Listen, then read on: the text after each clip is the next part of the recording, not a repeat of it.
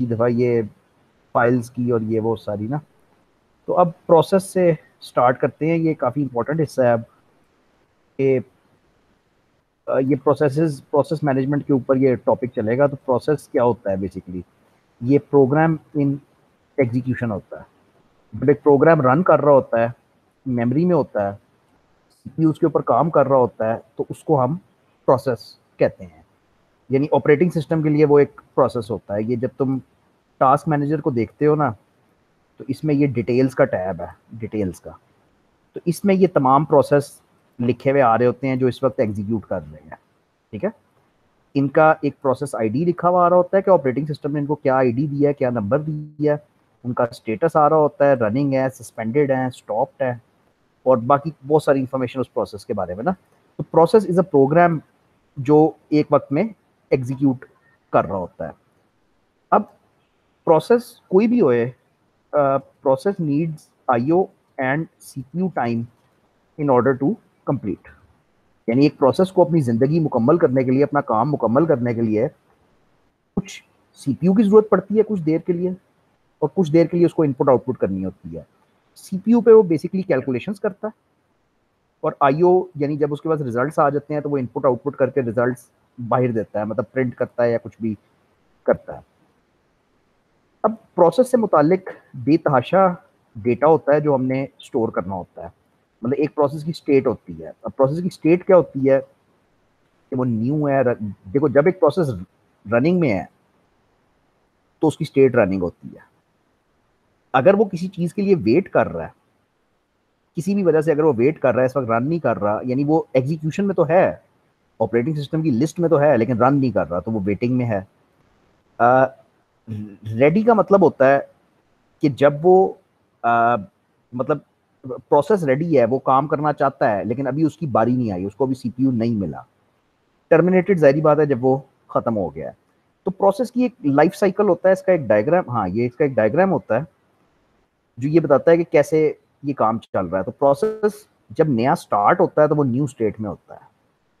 जैसे ही वो मेमोरी में आ जाता है, उसको एडमिट कर लिया जाता है, वो रेडी स्टेट में आ जाता है। अब रेडी स्टेट का मतलब है कि वो काम करना चाहता है। अब दो रास्ते हैं। रेडी से वो इंतजार करेगा, सीपीयू उसको सेलेक्ट करेगा कि भाई हाँ ठीक है आप काम करो, तो वो रनिंग स्टेट में आ जाएगा। अच्छा, रनिंग से अब या तो वो वापस रेडी स्टेट में चला जाएगा, यानी सीपीयू पे थोड़ी देर वो काम करेगा, फिर उसको दोबारा रेडी में डाल दिया जाएगा, या वो वेट करेगा आईओ के लिए। खैर इन एनी केस वो इसके अंदर घूमता रहेगा, और जब फाइनली फारिग होएगा तो वो टर्मिनेट हो जाता है। अब प्रोसेस से मुतालिक जो पहला इंपॉर्टेंट चीज़ है वो पीसीबी है, प्रोसेस कंट्रोल ब्लॉक। पीसीबी कहते हैं इसको, ये बहुत ज़्यादा सुनोगे आप। तो PCB is a data structure which holds the metadata related to a process। Basically process से मुतालिक तमाम इंफॉर्मेशन, जितनी भी उसका डेटा है, प्रोसेस से मुतालिक जितनी इंफॉर्मेशन है ना, वो सब पीसीबी में पड़ी होती है। फॉर एग्जांपल, प्रोसेस की स्टेट क्या है, उसका पिड क्या है। पिड बार बार आएगा अगेन। पिड से बनता है प्रोसेस आईडी। ये वो नंबर है, ये वो नंबर है जो ऑपरेटिंग सिस्टम हर प्रोसेस को असाइन करता है। यानी जब भी एक नया प्रोसेस स्टार्ट होता है, ऑपरेटिंग सिस्टम उसको एक नंबर असाइन करता है, एक आईडी असाइन, उसको पिड कहते हैं। तो ऑपरेटिंग सिस्टम इस पिड से उसको पहचानता है ना कि कौन सा प्रोसेस है। तो उसकी स्टेट है कि वो रनिंग है, उसकी आईडी है, उसका नेम है, उसकी लिस्ट ऑफ ओपन फाइल्स है, उसके रजिस्टर्स की वैल्यूज हैं, उसका स्टैक है। एक प्रोसेस से मुतालिक जितनी इंफॉर्मेशन है वो सब एक डेटा स्ट्रक्चर में बंद होती है, जिसको पीसीबी बोलते हैं। मोस्ट इंपॉर्टेंट इसमें उसकी स्टेट है, कर क्या रहा है। इधर प्रोग्राम काउंटर लिखा हुआ है, लेकिन होते तमाम रजिस्टर्स हैं। Program counter is also a resistor ना, मतलब रजिस्टर्स होते हैं इंक्लूडिंग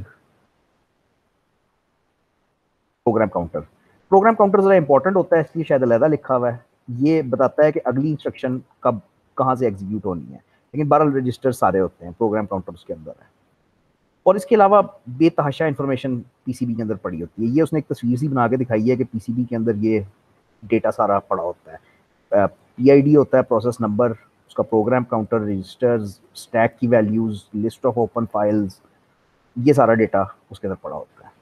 यानी ऑपरेटिंग सिस्टम जो एक प्रोसेस को जानता है वो इस पीसीबी से जानता है, ठीक है ना। अच्छा, अब मेन गेम है क्या, ऑपरेटिंग सिस्टम ने मेन काम करना क्या है। कर्नल के अंदर, kernel contains two modules called scheduler और डिस्पैचर, ठीक है। कर्नल ऑपरेटिंग सिस्टम का वो कोड है जो मेमोरी में पड़ा हुआ है, तो उसके दो मॉड्यूल्स होते हैं, शेड्यूलर और डिस्पैचर। तो scheduler decides which process will get CPU. सारे प्रोसेसेस को सीपीयू चाहिए होता है, तो शेड्यूलर ये फैसला करता है कि किसकी बारी है, कौन इस वक्त आएगा। और dispatcher actually gives control of CPU to process. भाई एक वक्त में ये तमाम प्रोसेसेस 100-200 प्रोसेस जो हैं ये चल रहे होते हैं, ठीक है। लेकिन ये सारे इकट्ठे नहीं चल सकते, एक वक्त में एक चल रहा होता है। इसकी पूरी सारी बेसिक लॉजिक ये है कि one process only can run on one CPU at any given time. Actually बात तो इससे भी बारीक है, बात ये है कि एक इंस्ट्रक्शन एक वक्त में चल रही होती है, मतलब तुम्हारा सीपीयू जो मर्जी कर ले वो एक इंस्ट्रक्शन एक सिंगल टाइम पे चलाएगा। तो जाहिर बात है एक ही प्रोसेस चला है, उसी एक प्रोसेस की एक इंस्ट्रक्शन चली, तो फिर ये काम सारा कैसे होता है कि मल्टीटास्किंग कैसे होती है। हमें कैसे लगता है कि ये सारी चीजें इकट्ठी चल रही हैं।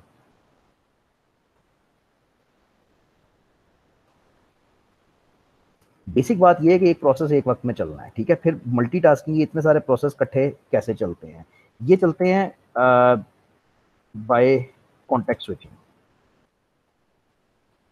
तो ऑपरेटिंग सिस्टम का काम है, ठीक है, by context switching by operating system. Context switching बहुत ज़्यादा डिटेल में पढ़नी है तुमने, लेकिन एक बेसिक ओवरव्यू के ये क्या करता है। कॉन्टेक्स्ट स्विचिंग ये है कि taking control of CPU from one process and giving it to the other. एक प्रोसेस चल रहा है, फॉर एग्जांपल ये प्रोसेस P0 चल रहा है, ये एग्जीक्यूट कर रहा है।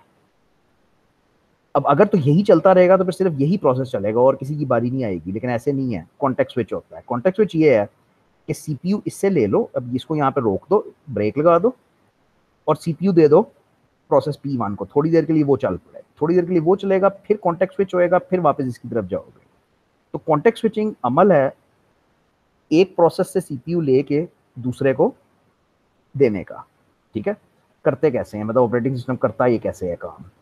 ये करता ऐसे है कि save PCB of first process and load PCB of second process. एक प्रोसेस से मुतालिक तमाम जो इंफॉर्मेशन है, जितना कुछ चाहिए वो सब पीसीबी में पड़ा हुआ है। अब अगर एक प्रोसेस को तुम इंटरप्ट करते हो, रोकते हो, थोड़ी देर वो काम करता है, मतलब वो 10-12 इंस्ट्रक्शंस चलाता है, उसके बाद तुम उसको रोकते हो, तो जब तुम रोकते हो तो तुम्हें उसकी स्टेट सेव करना जरूरी है, उसका पीसीबी सेव करना जरूरी है। अच्छा, ये क्यों जरूरी है, ताकि जब घूम के वापस आप उसके ऊपर आओ, थोड़ी देर बाद वापस आप उसके ऊपर आओ, तो आपको पता तो है ना कि आपने कहाँ से चलना है आगे।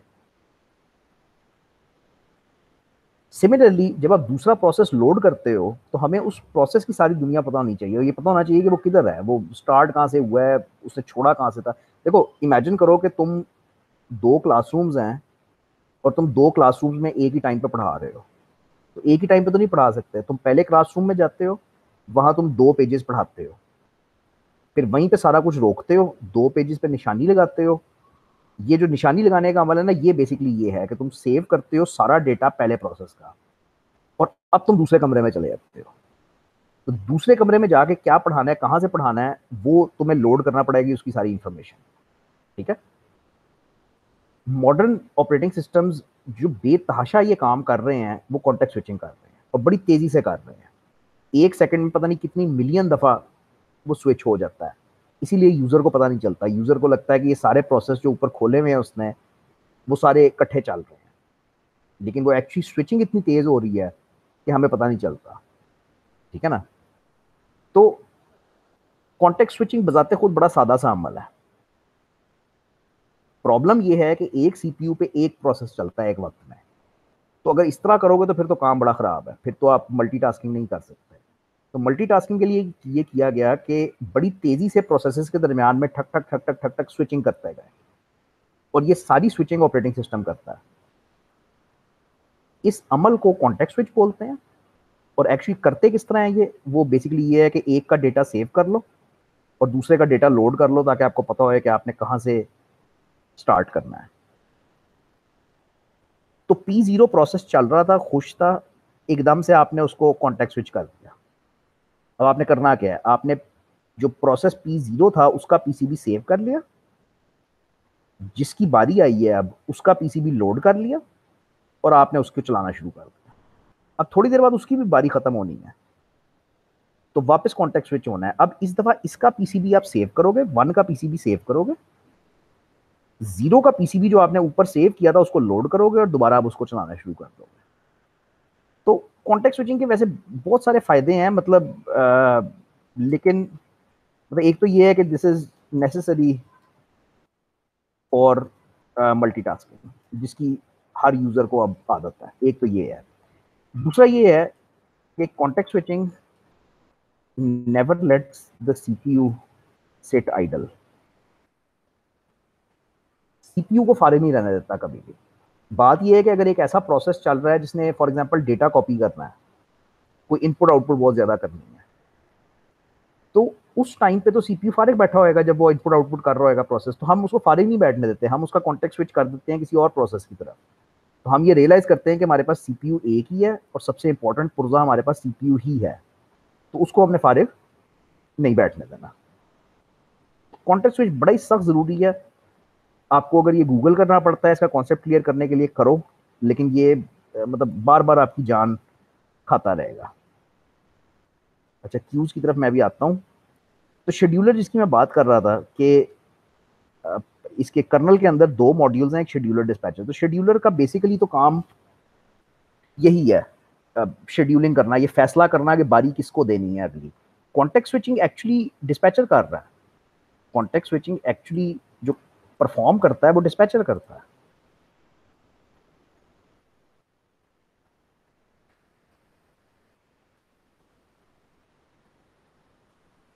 शेड्यूलर तो सिर्फ वो पीस ऑफ कोड है जो ये फैसला करता है कि अगली बारी किसकी है, सिर्फ फैसला करता है। वो बारी अगली देना जो है वो डिस्पैचर का काम है, एक का पीसीबी सेव करना, दूसरे का लोड करना, सो ऑन। अच्छा, शेड्यूलर के अंदर 3 किस्म के शेड्यूलर्स आते हैं। मैं किधर चला गया,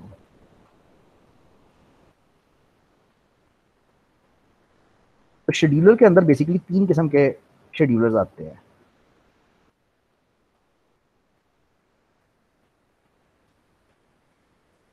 तीन वेरिएंट्स हैं इसके। एक शॉर्ट टर्म शेड्यूलर है, एक मीडियम टर्म है, और एक लॉन्ग टर्म है। ठीक है, इसको लॉन्ग टर्म को स्वैपर भी बोलते हैं। अच्छा, लॉन्ग टर्म शेड्यूलर नहीं, सॉरी, मीडियम टर्म को शेड्यूलर स्वैपर बोलते हो, मीडियम टर्म को स्वैपर बोलते हो।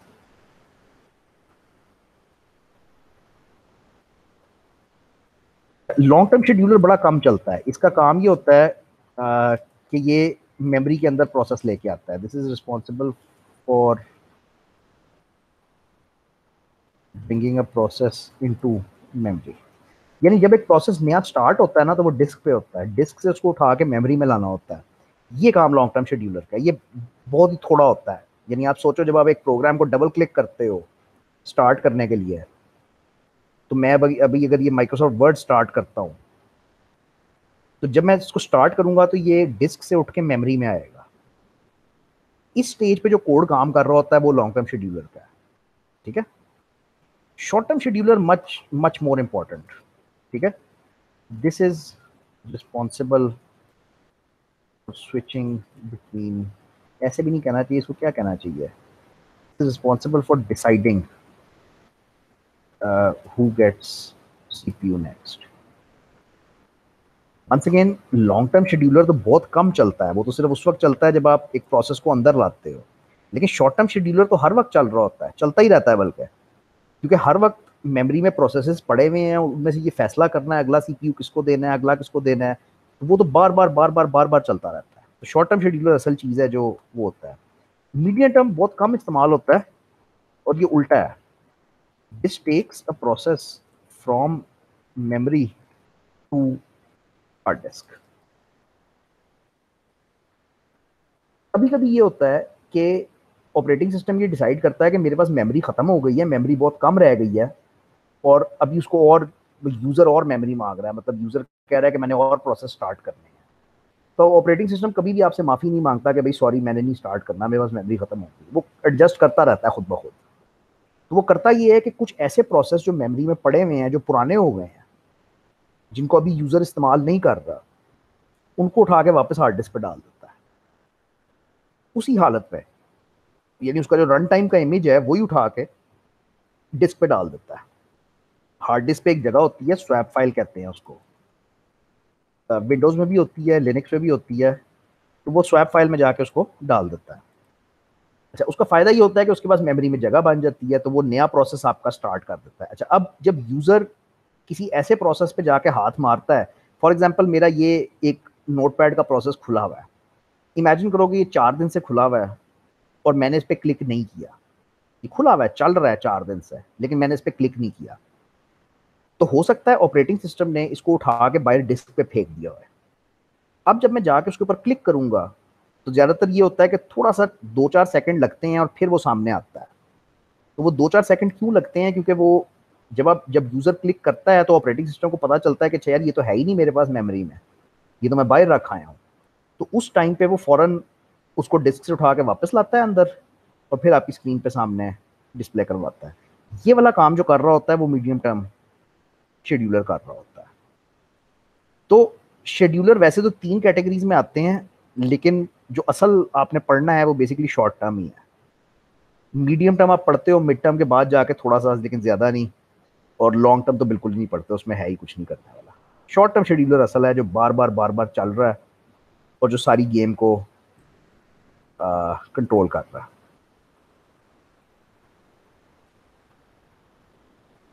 अच्छा भाई, अब प्रोसेसेस की दुनिया में काम करना कैसे है, ये अब काफ़ी अजीब सा लगेगा आपको। ये इसका स्टार्ट बहुत ही अजीब है। ये समझ आ जाता है लेकिन थोड़े टाइम के बाद आता है, पहले दिन मुश्किल होता है।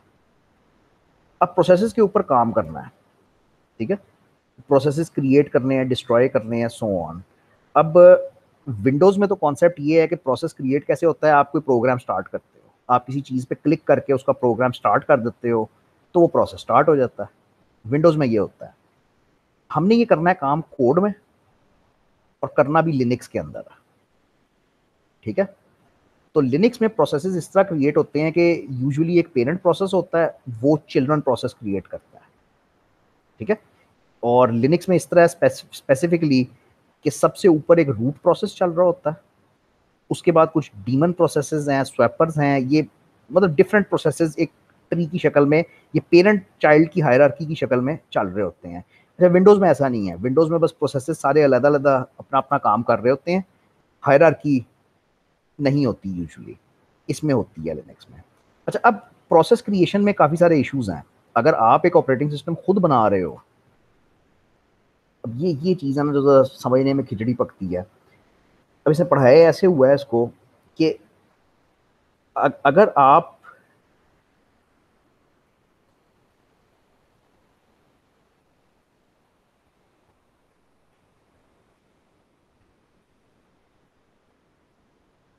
अ, अगर आप एक ऑपरेटिंग सिस्टम डिज़ाइन कर रहे हो, तो आपने ये डिसाइड करना है कि आपकी प्रोसेस क्रिएशन कैसे होएगी, ठीक है। अब इसमें काफ़ी सारे वो रास्ते हैं आपके पास कि आपने क्या अलाउ करना है। आपने क्या अलाउ करना है कि पेरेंट प्रोसेस कितने मैक्सिमम चिल्ड्रन बना सकता है, 10, 15, 20, कोई लिमिट लगानी है या कोई लिमिट नहीं लगानी। एक ये सवाल उठता है। एक सवाल उठता है कि क्या चाइल्ड प्रोसेसेस की जो रिसोर्सेज हैं, यानी रैम, सीपीयू, हार्ड डिस्क, ये जितनी रिसोर्सेज उनको चाहिए, क्या वो ऑपरेटिंग सिस्टम से डायरेक्टली मांगेंगे या वो पेरेंट प्रोसेस से लेंगे। ये भी एक फैक्टर होता है डिसाइड करने के लिए। ये हेडिंग सिर्फ एक ओपन दिमाग के साथ पढ़ना कि क्या क्या सवाल उठते हैं जब आप ये चीज़ करते हो। फॉर एग्जाम्पल, ये सवाल उठता है, जब एक चाइल्ड प्रोसेस बनता है तो अब आपने क्या करना है? क्या पेरेंट कंटिन्यू करता है अपनी execution concurrently with its children? क्या आपने ये अलाउ करना है कि पेरेंट खुद ब खुद चलता रहे और चिल्ड्रन चाइल्ड भी खुद ब खुद चलता रहे?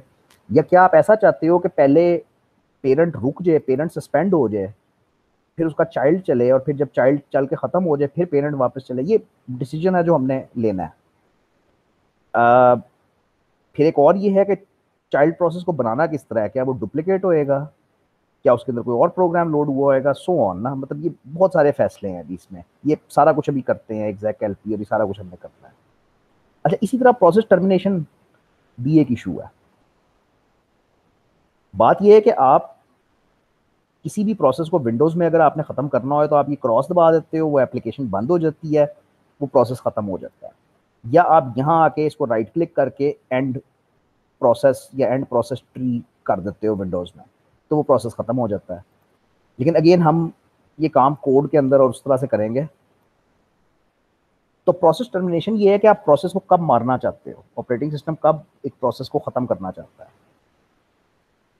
एक तो रास्ता ये है कि प्रोसेस अपना काम खत्म कर ले और खुद ब खुद टर्मिनेट हो जाए। एक प्रोसेस स्टार्ट हुआ, उसने अपना सारा काम खत्म किया, खत्म करने के बाद वो खुद ही टर्मिनेट हो गया, ये सबसे अच्छा रास्ता है, ठीक है। लेकिन कुछ रास्ते ऐसे हैं जिसमें ऑपरेटिंग सिस्टम को उसको मारना पड़ेगा, जबरदस्ती मारना पड़ेगा। वो फॉर एग्जाम्पल एक रास्ता ये हो सकता है कि child has exceeded some of its resources, उसको जो आपने रिसोर्सेज एलोकेट की थी वो उससे आगे निकल गया है, तो हो सकता है उस स्टेज पे आपको उसको टर्मिनेट करना पड़े। हो सकता है एक पेरेंट के चिल्ड्रन जितने मैक्सिमम वो बना सकता है उससे ज़्यादा हो गए हैं, इसलिए उनको ख़त्म करना हो सकता है एक प्रोसेस वायरस वाला काम कर रहा है, कुछ कुछ भी इस तरह का कर रहा है, फाइल्स पे लिख रहा है, सीपीयू पकड़ के बैठा हुआ है, हो सकता है इस वजह से ऑपरेटिंग सिस्टम को मालूम। बल कुछ फैसले होंगे कि आपने प्रोसेस को कब टर्मिनेट करना है। अच्छा, एक तो ये बात होगी। अब दूसरी ये है कि जब उसको टर्मिनेट करना है तो उसका करना क्या है। फॉर एग्जाम्पल, अगर वो पेरेंट था, अगर वो एक पेरेंट प्रोसेस था जिसको आपने खत्म करना है, तो अब उसके बच्चों का क्या करना है? क्या उनको भी खत्म करना है या उनको चलने देना है अलहदा से? तो मतलब ये सारे फैसले होते हैं जो एक डिजाइनर को बेसिकली करने पड़ते हैं। ये 2 सफ़े बिल्कुल ओपन दिमाग के साथ पढ़ना, इसमें कोई रूल्स नहीं लिखे हुए, इसमें सिर्फ ये लिखा हुआ है कि आपको अपने दिमाग को अब कैसे चलाना है इस दुनिया में आके, ये प्रोसेसेस की और इस सारी दुनिया में आके। यहाँ से आगे ये प्रॉपर वो बन जाएगा, बिल्कुल प्रॉपर टॉपिक बन जाएगा, ठीक है। और ये अब यहाँ से आगे प्रॉपर इसलिए बन जाएगा कि in Linux we use the following system calls to manage processes, ठीक है। सबसे ज़्यादा जो यूज़ होएगी वो फोर्क है, उसके बाद एग्जैक एलपी भी यूज़ होएगी, वेट यूज़ होएगी, एग्जिट यूज़ होएगी, ये तमाम यूज़ होएंगी। पहले तो लफ्ज़ आया सिस्टम कॉल का, ये क्या था? तो remember there were 4 doors to enter into kernel, ठीक है। उनमें से एक सिस्टम कॉल था। System call was one of these, which is like a function call which executes kernel code। बिल्कुल जिस तरह से तुम सी आउट या सी इन लिखते हो ना, और सी प्लस प्लस की किसी लाइब्रेरी का कोई कोड चल पड़ता है, एग्जैक्टली उसी तरह से अगर तुम सिस्टम कॉल करते हो, ये सिस्टम कॉल है, सिस्टम कॉल बिल्कुल फंक्शन की तरह लगती है। तो जब तुम सिस्टम कॉल करते हो तो उसके अगेंस्ट कुछ कर्नल का कोड चल जाता है जो कोई खास काम करता है, ये सिस्टम कॉल होती है। अब फोर्क की सिस्टम कॉल क्या करती है? तो fork system call is used to create child process in Linux। यानी जब भी एक प्रोसेस फोर्क की कॉल देता है, यानी फोर्क का फंक्शन कॉल करता है, तो एक चाइल्ड प्रोसेस बन जाता है। Child process is the exact copy of parents image. ये लिखा होएगा सारा कुछ बड़ा अच्छा अच्छा डायरेक्ट एग्जांपल है। चलो पहले एग्जांपल करते हैं फिर उसकी तरफ आते हैं, ठीक है। अच्छा, अब ये आज तो नहीं मैं चलाऊंगा क्योंकि मैंने अगेन वो इंस्टॉल ही नहीं किया हुआ। आपने भी नहीं किया हुआ, मैंने भी नहीं किया हुआ। तो अब मुझे करना पड़ेगा, क्योंकि अब नेक्स्ट क्लास से मैं इसको बगैर कोड के कर नहीं सकता। तो ये हेडर फाइल्स इंक्लूड करनी है। विंडोज़ में आप ये नहीं चला सकते, विंडोज़ में आप चलाने की कोशिश करोगे एरर आएगा, नहीं चलेगा। कोई रास्ता होता तो मैं खुद बता देता कि ऐसे चला लो, वो हो ही नहीं सकता। तो ये मैंने एक प्रोसेस लिखा हुआ है, ये मेरा एक कोड है जो एक प्रोसेस है। इसको तुम समझो कि ये मेरा एक प्रोसेस है जो चल रहा है। जब मेरा ये कोड चलेगा, ये करता क्या है? ये करता ये है कि एक सिंपल वेरिएबल डिक्लेयर करता है और उसके बाद कहता है फोर्क। जैसे ये फोर्क कहता है ना, तब आपके दिमाग में कॉन्सेप्ट ये चलने चाहिए कि ये एक कोड चल रहा था, ठीक है, इसको कह दो कि ये पेरेंट कोड है जो चल रहा था, इसने कहा फोर्क। जैसे ही इसने फोर्क कहा ना, अब इसकी एक कॉपी बना लो, ठीक है, इसकी exact copy. Child process is the exact copy of parents image. तो इसकी एक एग्जैक्ट कॉपी बना लो और वो ये बन गया चाइल्ड, और वो आगे चलना शुरू हो गया। इससे आगे मेरा मतलब है, देखो ना, पेरेंट के कोड में तो ऊपर भी लाइनें थी और नीचे भी लाइनें थी। चाइल्ड के कोड में ऊपर वाला कोड नहीं चलेगा, बस जहां से फोर्क हुआ है वहां से आगे वाला कोड चलना शुरू हो जाएगा, और वो एग्जैक्ट कॉपी होएगा पेरेंट की। अच्छा, अब fork, like all other system calls, returns an integer value। जैसे जैसे आगे जाओगे आपको पता चलेगा कि सारी सिस्टम कॉल्स ही इंटीजर वैल्यू रिटर्न करती हैं, ठीक है। इट रिटर्न्स क्या होता है, 1 I think, in case of failure. 1 नहीं होता ना, -1 होता है शायद।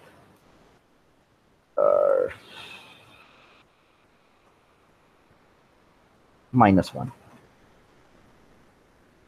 तो it returns -1 in case of failure. यानी जब जब पेरेंट ने कहा कि मैंने फोर्क करना है, मैंने चाइल्ड क्रिएट करना है, और किसी वजह से चाइल्ड क्रिएट नहीं हो सका, तो सिस्टम कॉल फेल हो गई ना, तो वो रिटर्न करती है -1। ये पहचान होती है कि भाई सिस्टम कॉल फेल हो गई है। अभी वजह डिस्कस करते हैं कि क्यों ये हो सकता है, लेकिन इंपॉर्टेंट बात ये है कि it returns 0 in the context of child, and it returns the child id in context of parent. अब ये इसमें मेरा ख्याल सबसे कंफ्यूजिंग बात होती है समझने वाली। पेरेंट प्रोसेस जो चल रहा है, इसका एक अपना पेड होएगा, फॉर एग्जांपल 2 है, मुझे नहीं पता, जो भी है, ठीक है। और एक मिनट ठहरना, एक सेकंड।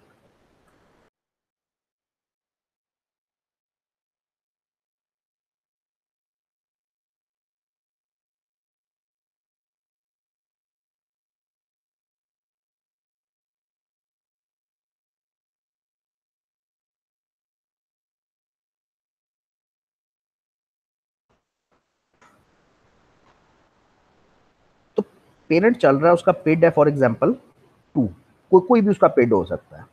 जब चाइल्ड क्रिएट होता है तो चाइल्ड का अपना वजूद है, उसका अपना पेड होएगा, फॉर एग्जांपल 3, मुझे नहीं पता, जो भी है।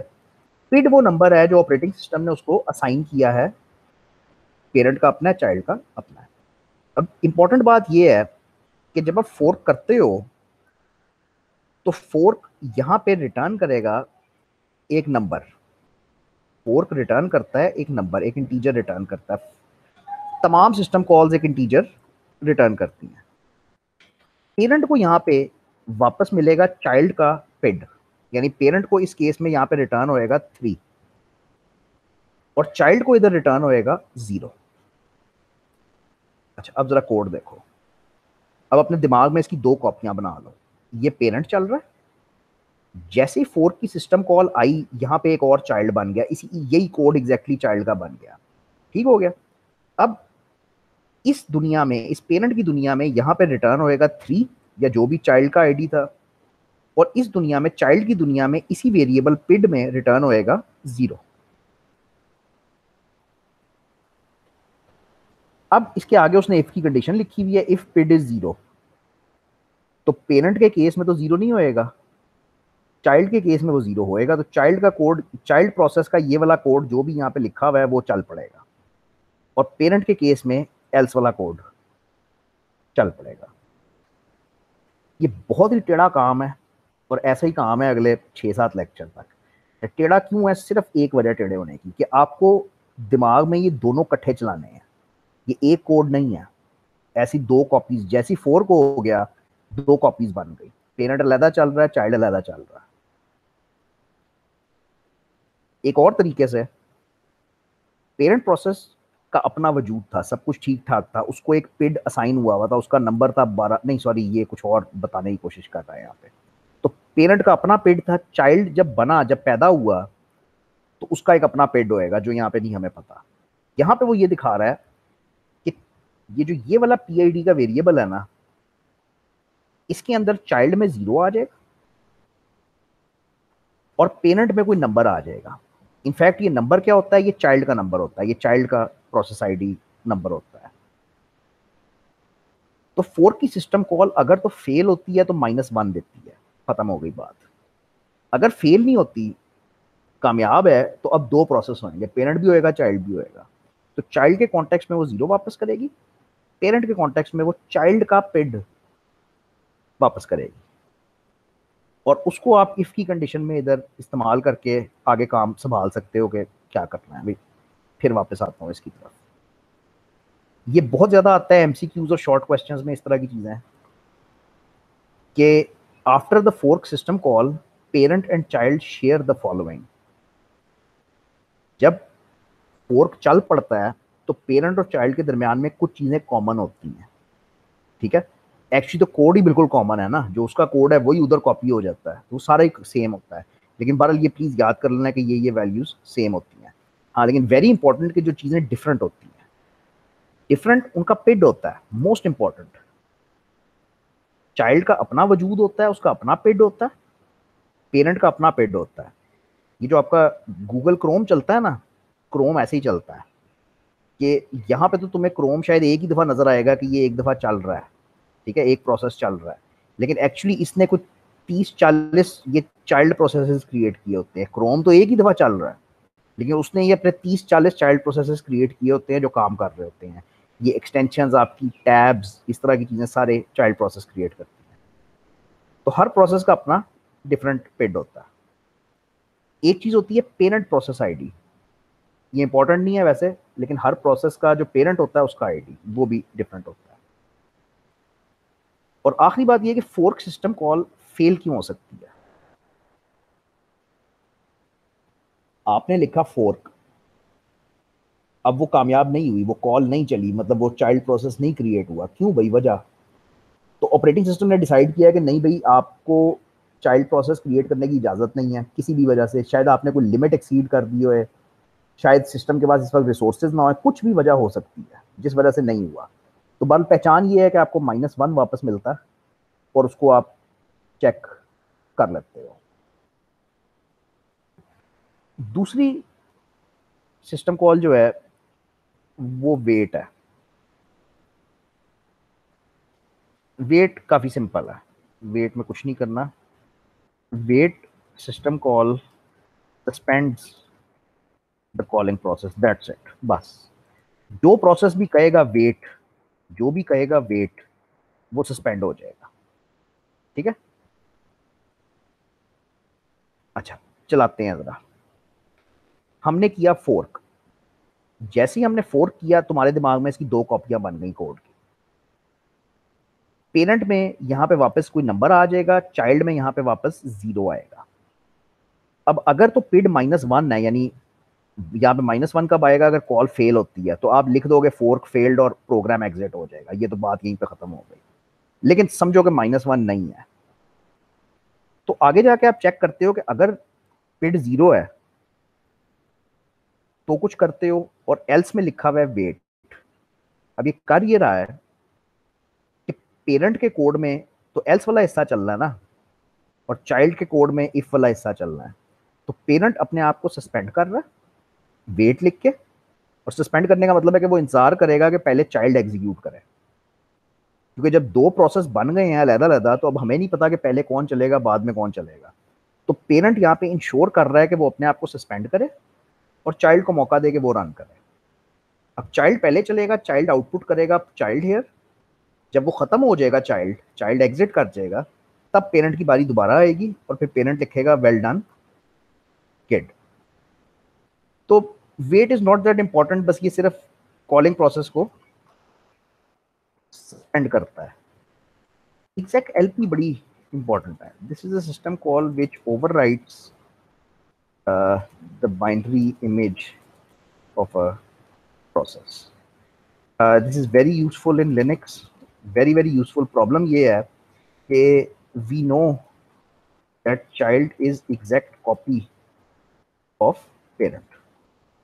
हमें ये पता है कि जब लिनक्स में हम फोर्क करते हैं तो जो चाइल्ड प्रोसेस पैदा होता है वो एग्जैक्ट कॉपी होता है पेरेंट की, सही है ना? अच्छा, अब अगर वो एग्जैक्ट कॉपी होता है पेरेंट की, तो बात ये है कि उन्होंने करना क्या क्या है, मतलब वो सेम एक ही काम दो जगहों पे क्यों कर रहे हैं हम? तो usually child calls exec lp overwrite itself so that it can do something independent from parent। तो लिनक्स में काम इस तरह से होता है कि आप फोर्क करते हो, जब फोर्क करते हो तो पेरेंट की एग्जैक्ट एक फोटोकॉपी बन जाती है चाइल्ड में। उसके बाद चाइल्ड एग्जैक एलपी कॉल करता है खुद अपने ऊपर। जब वो एग्जैक एलपी कॉल करता है तो वो अपना पूरा इमेज जो है वो ओवरराइट कर देता है, यानी उसका सारा कोड अब चेंज हो जाता है, वो कोई और कोड अपने अंदर लोड कर लेता है। तो अब उससे ये होता है कि पेरेंट अपनी दुनिया में चला जाता है, चाइल्ड अपनी दुनिया में चला जाता है, दोनों अपना अपना काम करने लगते हैं। तो एग्जैक एलपी को जरा लिखना मुश्किल है, इसके आर्गुमेंट्स बहुत सारे हैं, लेकिन मैं एग्जाम्पल से आपको करवाता हूँ। तो बात वही है कि फोर्क करोगे, चेक करोगे एरर तो नहीं आया। उसके बाद ये है चाइल्ड क्या करता है, चाइल्ड का कोड क्या है। चाइल्ड कहता है एग्जैक्ट एलपी, यानी वो कह रहा है कि मुझे ओवरराइट कर दो मेरे कोड को, और कोड की जगह पे वो एलएस का कोड डाल रहा है। एलएस हमने पिछली दफा यूज किया था, जो डायरेक्टरी लिस्टिंग देता था, याद है? वो फाइल्स की लिस्ट देता था। तो चाइल्ड ये कह रहा है कि मैं लिस्टिंग का कोड अपने अंदर रखता हूं। बाकी ये लिखा हुआ काफी मुश्किल है, क्योंकि उसने इफ की कंडीशन में लिखा हुआ है कि अगर ये वाली सिस्टम कॉल फेल होएगी, फॉर एग्जाम्पल अगर फेल होती है तो तुम्हें पता है -1 रिटर्न करेगी। तो अगर ये लेस देन 0 आता है, विच मीन्स कि सिस्टम कॉल फेल हुई है, तो वो मैसेज दे देगा कि एग्जैक्ट फेल्ड। वरना वरना तो बात ही खत्म हो गई।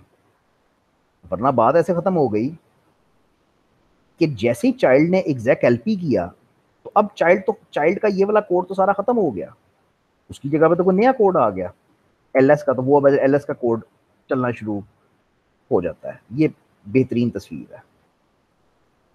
पेरेंट जब फोर्क करता है तो एग्जैक्ट कॉपी बन जाती है, जिसको हम चाइल्ड कह देते हैं। लेकिन ज्यादातर लिनक्स में ऐसा होता है कि चाइल्ड एग्जैक्ट एलपी करता है और अपने ऊपर कोई और प्रोग्राम लिख देता है। वो पेरेंट का कोड फारिग कर देता है, अपने ऊपर कोई और कोड लिख देता है। जैसे इस एग्जाम्पल में उसने एलएस का कोड लिख दिया। अब चाइल्ड एलएस रन कर रहा है, पेरेंट अपनी दुनिया में रन कर रहा है, और अब दोनों इंडिपेंडेंटली काम कर रहे हैं। बस भाई यहाँ पे रुकूंगा। कोऑपरेटिंग प्रोसेसेस में अब ये होएगा कि पेरेंट और चाइल्ड आपस में कम्युनिकेट करेंगे, एक प्रोसेस दूसरे को डेटा देना शुरू करेगा, और अब कोड जो है वो काफ़ी ज़्यादा होना शुरू हो जाएगा। ठीक है, यानी अब अगली क्लास में कोड के बगैर काम बिल्कुल नहीं हो सकता। ये अब ये कोड सारा शुरू हो जाएगा जो करना ही करना पड़ना है। तो आप भी इंस्टॉल करो, मैं भी करूँगा, मुझे तो करना ही पड़ेगा, वरना उसके बगैर कोड नहीं चलेगा। तो रास्ता कोई नहीं यार, करना ही पड़ेगा। अगर हो जाता है खुद तो ठीक है, वरना कैंपस ले जाओ और करवा लो एक दफ़ा। कल फ्राइडे, तो कल की टाइमिंग क्या होगी? 9 से 1। करना उधर भी उबैद नहीं है, उबैद ही होएगा जो करेगा, लेकिन वो मतलब अगर आपसे नहीं हो रहा खुद, तो फिर यू नीड हेल्प।